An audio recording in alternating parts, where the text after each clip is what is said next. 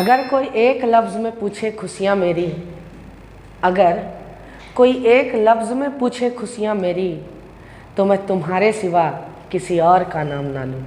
नमस्कार, मैं दीपक कुमार सोनी आप सबका दीपक जीएस एकेडमी में बहुत बहुत स्वागत करता हूं। दोस्तों, जिस प्रकार से हम लोग झारखंड सीरीज की लगातार श्रृंखला को लेकर चल रहे हैं, ठीक उसी प्रकार से हम लोग मॉडर्न हिस्ट्री की लगातार श्रृंखला को भी लेकर चल रहे हैं। और मॉडर्न हिस्ट्री की श्रृंखला में हम लोग कांग्रेस पढ़ रहे थे और संभवतः कांग्रेस के 4-5 पार्ट हमने पढ़ाए हैं, छोटे छोटे टॉपिक्स करके पढ़ाए हैं और संपूर्ण पाठ्यक्रम उसमें पढ़ाया। कांग्रेस का 1857 की क्रांति पढ़ाई हमने, विदेशी कंपनियों का आगमन पढ़ाया हमने, स्वतंत्र राज्यों का उदय पढ़ाया हमने, और भी बहुत सारे टॉपिक मैंने पढ़ा रखे हैं। और उसका टेलीग्राम चैनल का लिंक भी दिया हुआ है डिस्क्रिप्शन में, आप जाकर उसको भी ज्वाइन करें। अगर आपने वीडियोस को नहीं देखा तो डिस्क्रिप्शन में प्लेलिस्ट का लिंक दिया हुआ है, उसमें जाकर क्लिक करें, आपको सारी वीडियोज़ मिल जाएंगी। और टेलीग्राम चैनल में आपको नोट्स भी प्रोवाइड करवा दिए जाते हैं, है ना। तो आप इस बात को अच्छा से देखिएगा, जानिएगा। ये कांग्रेस का आज लास्ट पार्ट है दोस्तों, और ये लास्ट पार्ट है तो समझिए बेस्ट पार्ट है। ये लास्ट पार्ट है, बेस्ट पार्ट है। क्यों? क्योंकि कांग्रेस के अन्य महत्वपूर्ण तथ्य इसमें शामिल किए गए हैं और कांग्रेस के बारे में किन किन नेताओं के क्या क्या विचारधाराएं थी, कौन कैसा सोचता था कांग्रेस के बारे में, ये शामिल किया गया है। और आप अगर कंपटीशन के एस्पायरेंट्स हैं, कंपटीशन के तैयारियों को करते हैं, कंपटीशन का तैयारी में जुटे हुए हैं, तरह तरह के एग्ज़ाम्स देते हैं, तो आपको भली भांति मालूम होगा कि यहाँ से कितने सारे प्रश्न पूछे जाते हैं कि कांग्रेस के बारे में किस नेता ने क्या कहा, किस नेता ने क्या कहा, किस नेता ने क्या नहीं कहा, है ना। और बहुत सारा चीज़ को हम लोग सीखेंगे आज। आइए जानते हैं, सबसे पहले जानते हैं कि कांग्रेस के बारे में किन नेताओं ने क्या क्या कहा और उनका कारण क्या था, क्या विचार थे इसके पीछे कहने का। हम लोगों ने कल के क्लास में पढ़ा पंडित जवाहरलाल नेहरू के बारे में, जिस पर विशेष चर्चा हुई कि कश्मीर किस प्रकार से बना, नहीं हुआ, जवाहरलाल नेहरू का क्या योगदान था पीओके बनने में, यह सब सारा चीज़ के बारे में चर्चा किए। आप डिस्क्रिप्शन के लिंक में जाएं और वहाँ पर प्लेलिस्ट के लिंक पर क्लिक करें और पढ़ें, ठीक है। आज हम लोग चालू करेंगे कि कांग्रेस के किन किन नेताओं के द्वारा शामिल थे कांग्रेस में ही। अगर आप देखिएगा तो बहुत सारे ऐसे नेता थे जो कांग्रेस में शामिल थे, लेकिन कांग्रेस के बारे में ही उनका विपरीत विचार था। क्योंकि आप जानते हैं कि कांग्रेस नरम दल और गरम दल में बटा हुआ था, मैंने पढ़ा रखा है पीछे, है ना। और उनके बारे में कांग्रेस के गरम दल के लोगों के द्वारा कांग्रेस के नरम दल के लोगों के बारे में बड़ी अजीब विचार था, जो विचार आपको यहाँ पर दिखेगा। आइए जानते हैं, सबसे पहले कथनों को जानते हैं कि किसने क्या कहा। सबसे पहले गरम दल के बाल गंगाधर तिलक के बारे में जानते हैं दोस्तों। बाल गंगाधर तिलक बड़ा अजीब किस्म के व्यक्ति थे, है ना। क्योंकि देखिए, नरम दल जो था कांग्रेस का, उसमें गांधीवादी विचारधारा एकदम ओत प्रोत था, गांधीवादी विचारधारा के तहत वो चलता था। गांधी जी जो कहते थे वही चीज़ सही था, क्योंकि अहिंसावादी विचारधारा था, हिंसा ये करना नहीं चाहते थे, है ना। तो बाल गंगाधर तिलक हमेशा कहते थे, जब प्रथम विश्व युद्ध में गांधी जी को अंग्रेजों ने बोला कि गांधी जी प्रथम विश्व युद्ध में हिंदू सैनिकों को, मतलब भारतीय सैनिकों को शामिल करवा दीजिए, और अगर हम लोग जीत गए प्रथम विश्व युद्ध तो हम भारत को आज़ाद कर देंगे। इंग्लैंड जीता भी, लेकिन भारत को आज़ाद नहीं किया दोस्तों, समझिए इस बात को, है ना। तो इसलिए बाल गंगाधर तिलक हमेशा कहते थे सेना में भर्ती करने वाला सर्जेंट मेजर जा रहा है, सेना में भर्ती करने वाला सर्जेंट मेजर जा रहा है। सर्जेंट मेजर होता था जो ब्रिटिश सेना में सैनिकों को शामिल करता था जोर जबरदस्ती करके। और गांधी जी के एक बुलावे पर बहुत सारे भारतीयों ने क्या कर दिया, अपना योगदान दिया प्रथम विश्व युद्ध में, ताकि हमारा भारत आज़ाद हो जाए, है ना। लेकिन भारत आज़ाद नहीं हुआ। इसलिए बाल गंगाधर तिलक का विचार बड़ा अलग था। और बाल गंगाधर तिलक हमेशा कहते थे, हमेशा एक बात कहते थे कि कांग्रेस जो है वो भिखारियों की जमात है, भीख मांग के आज़ादी चाहिए इनको लड़ के नहीं चाहिए आज़ादी। इनको एक गाल में मारो तो दूसरा गाल भी ले देंगे, है ना। मारने वाला थक जाएगा तब इनको आज़ादी चाहिए, ये नहीं कि एक गाल में मारा है तो दूसरा गाल में आप मारिए। इस प्रकार से आज़ादी नहीं चाहिए इनको भीख मांग के आज़ादी चाहिए। ये गिड़गिड़ाएंगे अंग्रेजों के सामने तब इनको आज़ादी चाहिए। इसीलिए हमेशा कहते थे कि कांग्रेस भिखारियों की जमात है ना। कांग्रेस किसकी जमात है? भिखारियों की जमात है। और एक कथन इनके द्वारा और कहा गया दोस्तों, बाल गंगाधर तिलक के द्वारा, कि देखिए, आप जानते हैं कि लगभग नवंबर दिसंबर के माह में, नवंबर में या तो फिर दिसंबर में हर साल कांग्रेस का अधिवेशन होता था, और ये 3 दिन चलता था अधिवेशन, है ना, 3 दिन अधिवेशन चलता था। तो बाल गंगाधर तिलक हमेशा इस बात को कहते थे कि मेढक की तरह 3 दिन तक टटराने से, जो बरसाती मेढक होते हैं आप देखते होंगे कि बरसाते में खाली निकलता है और टटराता है फिर बंद हो जाता है, मेढक की तरह 3 दिन तक टटराने से आज़ादी नहीं मिलेगी या कुछ होनी जानी नहीं है। सोचिए कितना बड़ा कटाक्ष था उन नरम दल के नेताओं पर कि मेढक की तरह 3 दिन तक टटराने से, यानी कि नवंबर दिसंबर में आप 3 दिन का बैठक कर लिए और तय कर लिए कि कांग्रेस ये करेगी वो करेगी, ऐसे करना है वैसे आंदोलन करना है, इस प्रकार से। और आप जो है उसके बाद आप तय कर लिए यहाँ पर मेढक की तरह 3 दिन तक टटराने से, है ना, कभी भी आज़ादी नहीं मिलेगा आपको। आप नवंबर दिसंबर में बैठते हैं, 3 दिन तक आप अधिवेशन करते हैं कि ये करना है भारत की आज़ादी के लिए, ये करना है वो करना है, बस खत्म। उस पर इम्प्लीमेंट हो रहा है कि नहीं हो रहा है ये भी कांग्रेस नहीं देखती है। बाल गंगाधर तिलक का ये कहना था, आप समझिए इस बात को, है ना। इसलिए उनका कहना था कि कांग्रेस भिखारियों की जमात है और मेढक की तरह 3 दिन तक टटराने से आज़ादी नहीं प्राप्त हो सकती है, कभी भी आज़ादी इस तरह से नहीं प्राप्त हो सकती है। देखिए महात्मा गांधी ने खुद कहा था, महात्मा गांधी ने खुद कहा था, क्योंकि महात्मा गांधी के बारे में कहा जाता है कि जब महात्मा गांधी ने भारत छोड़ो आंदोलन का प्रस्ताव रखा कांग्रेस के सामने, भारत छोड़ो आंदोलन का 1941-42 का बात बता रहे दोस्तों, है ना। और आप एक चीज़ को याद रखिएगा कि महात्मा गांधी ने जब ये प्रस्ताव रखा उसके ठीक 1-2 साल पहले द्वितीय विश्व युद्ध चल रहा था। उस समय समाप्त नहीं हुआ था, द्वितीय विश्व युद्ध चल रहा था। 1939 से 45 तक का कार्यकाल था और महात्मा गांधी ने उसी समय बोला कि हमको भारत छोड़ो आंदोलन करना है। भारत का अंतिम स्वतंत्रता संग्राम कहा जाता है, बताएंगे आपको, गांधी युग में प्रवेश करने ही वाले हैं दोस्तों, है ना। उसी समय भारत छोड़ो आंदोलन का प्रस्ताव रखा कांग्रेस के सामने। कांग्रेस ने कहा कि गांधी जी दुनिया द्वितीय विश्व युद्ध में डूबा हुआ है ना, इधर क्षति हो रहा है उधर हानि हो रहा है, इंग्लैंड तो ऐसा हार रहा है और आप चाह रहे हैं गांधी जी कि भारत छोड़ो आंदोलन का प्रस्ताव हम लोग पेश कर दें और भारत छोड़ो आंदोलन चालू कर दे भारत में। अरे इंग्लैंड हार जाएगा तो ऐसा खत्म कर देगा, ऐसा आज़ाद कर देगा, और आप चाह रहे हैं कि भारत छोड़ो आंदोलन। मौलाना अबुल कलाम आज़ाद उस समय अध्यक्ष थे। मौलाना अबुल कलाम आज़ाद बेचारे बड़े छोटे थे, गांधी जी से 20 साल लगभग छोटे थे, है ना।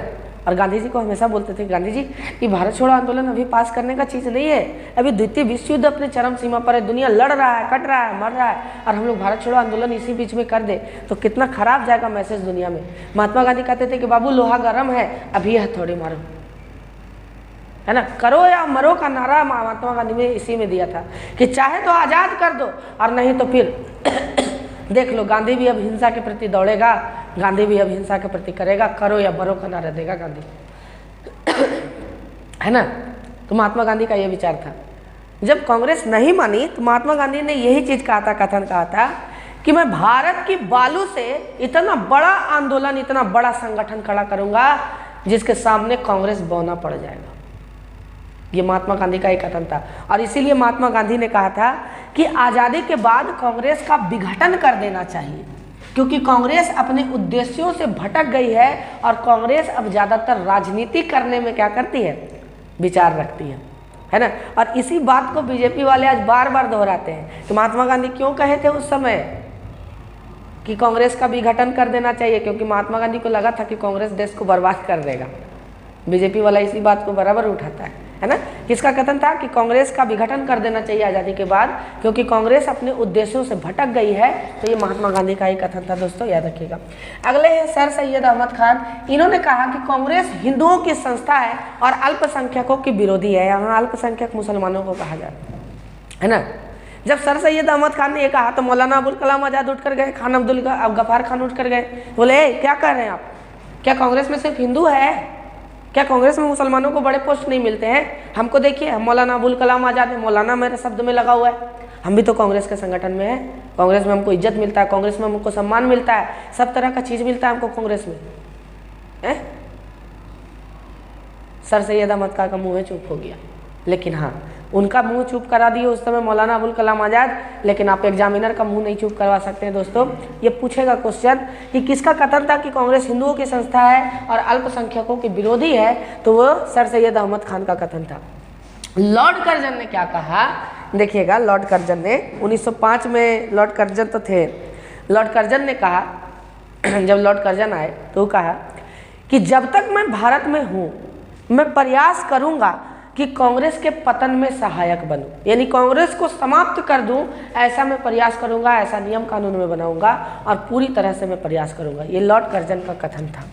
अब बात करें लॉर्ड डफरिन का, इन्होंने कांग्रेस को मूर्खों की संस्था कही थी। बोले कि इन लोग मूर्ख है, खाली रहे, इन लोग से होने जाने कुछ नहीं है, इन लोग खाली 3 दिन तक आएगा, ढोल बजाएगा और उसके बाद खत्म कर देगा, साल में बैठेगा, अध्यक्ष चुनेगा, खत्म हो गया। इन लोग कोई डिमांड नहीं करेगा, इन लोग का आंदोलन नहीं करेगा, मूर्खों का संस्था है, खाली पगलाता है इन लोग, अलग अलग जगह अधिवेशन बोला के, है ना। कांग्रेस मूर्खों की संस्था, ऐसा। अब देखिए दोस्तों, यहाँ पर और कुछ कथन है। लाला लाजपत राय के बारे में कहते हैं कि कांग्रेस लॉर्ड डफरिन के दिमाग की उपज है। लाला लाजपत राय ने कहा था कि कांग्रेस लॉर्ड डफरिन के दिमाग की उपज है। अब इसी कथन से हम संबंधित समझेंगे कि ये कथन इन्होंने कहाँ कहा, है ना। एक आता है कांग्रेस के संबंध में प्रेशर कुकर सिद्धांत या सुरक्षा कपाट सिद्धांत, या इंग्लिश में इसी को बोला जाता है सेफ्टी वॉल्व सिद्धांत। प्रेशर कुकर सिद्धांत या सुरक्षा कपाट सिद्धांत या सेफ्टी वॉल्व सिद्धांत। दोस्तों क्या है ये प्रेशर कुकर सिद्धांत? ये कोई फिजिक्स का सिद्धांत नहीं है, ये एक प्रकार से लाला लाजपत राय के द्वारा दिया गया सिद्धांत था। और यंग इंडिया नामक समाचार पत्र में आपको एकदम बेहतर तरीके से नोट्स बनाते चलना है कि यंग इंडिया नामक समाचार पत्र में, यंग इंडिया नामक समाचार पत्र में इन्होंने प्रेशर कुकर सिद्धांत को बताया और उसी में बोला कि देखो, जिस प्रकार से एक प्रेशर कुकर होता है, प्रेशर कुकर मान लीजिए भारत है, प्रेशर कुकर क्या है? भारत है। और अंदर में क्या है? अंदर में आम जनता है जो अंग्रेजों के दाब के बदौलत क्या हो रहा है? गल रहा है, सड़ रहा है, समाप्त हो रहा है, पक रहा है ना।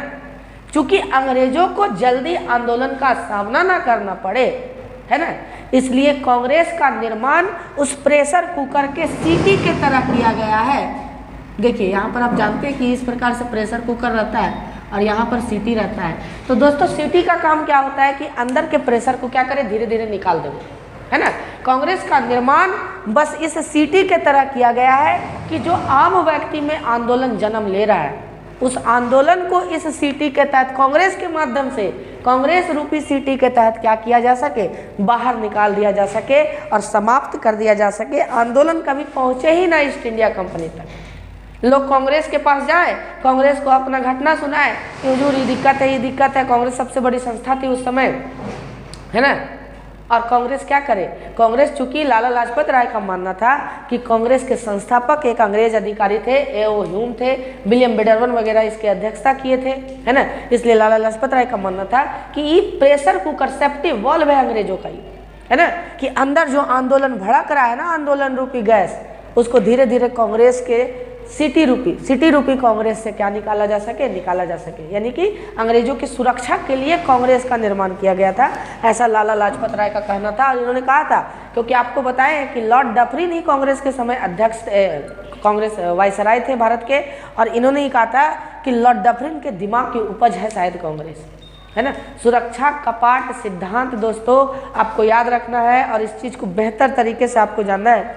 और देखिए इसी सुरक्षा कपाट सिद्धांत का चर्चा किया था गोलवलकर ने। आपको याद रखना है कि सुरक्षा कपाट सिद्धांत का चर्चा गोलवलकर ने वी नामक समाचार पत्र ये चलाते थे, हम नामक समाचार पत्र। हम नामक समाचार पत्र में इन्होंने इसकी चर्चा की। और इसके अलावा बड़ा इंपॉर्टेंट क्वेश्चन है, डीप का क्वेश्चन है, वी नामक समाचार पत्र की चर्चा की। और रजनी पामदत्त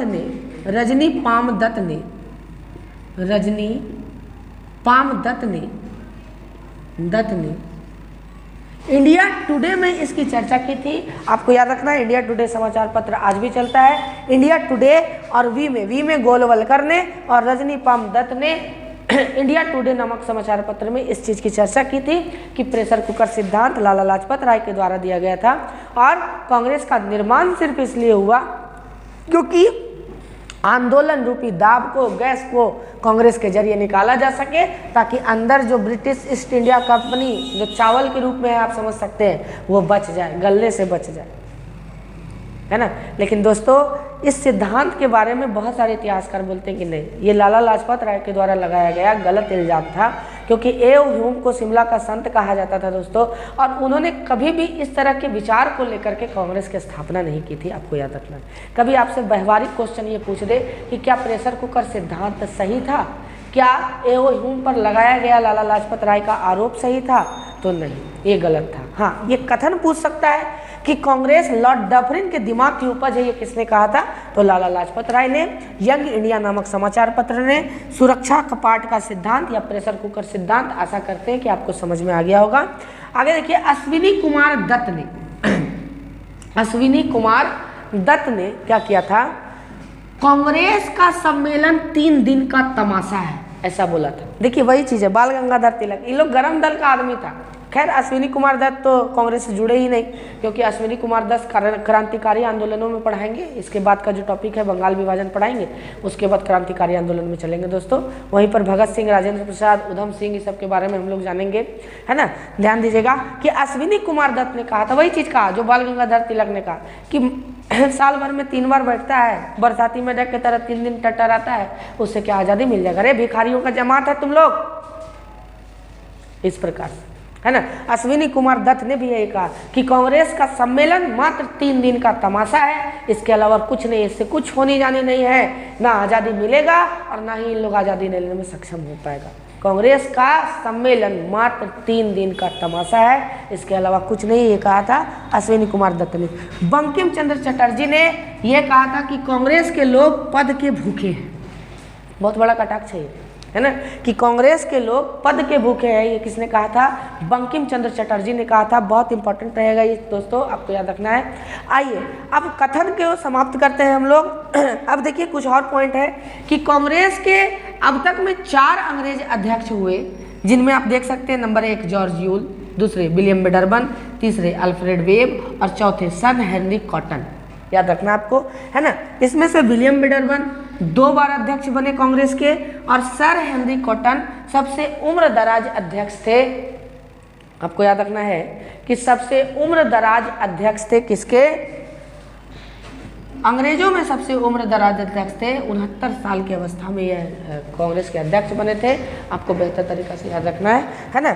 अब देखिए कि कांग्रेस की सबसे ज़्यादा बैठकें कहाँ हुई, कलकत्ता में सबसे अधिक बैठकें हुई 10 बार, मद्रास में दूसरे नंबर पर 7 बार बैठक हुई, बम्बई में 6 बार बैठक हुई। दोस्तों याद रखिएगा, एक क्वेश्चन बड़ा इंपॉर्टेंट पूछता है, शायद उस समय हम छोड़ दिए होंगे, आप यहाँ पर जान लीजिए कि सुरेंद्र नाथ बनर्जी, इनके बारे में हम बताएंगे दोस्तों, है ना। इन्होंने संस्था का गठन किया था, ये वही सुरेंद्र नाथ बनर्जी है जो ICS में सेलेक्टेड हुए थे, लेकिन इनको ये बोल के ICS की नौकरी से हटा दिया गया कि आपका उम्र जो है वो ज़्यादा है, क्योंकि आपने उम्र को कम करके लिखा था फॉर्म में, है ना, और आपका उम्र ज़्यादा है, इसलिए ICS की नौकरी से उम्र संबंधी विवादों के कारण इनको हटा दिया गया था। इसके बाद इन्होंने संगठन बनाया और बहुत बढ़िया संगठन बनाया, और उसके बाद इन्होंने आंदोलन किया। ये आंदोलनों में जानेंगे।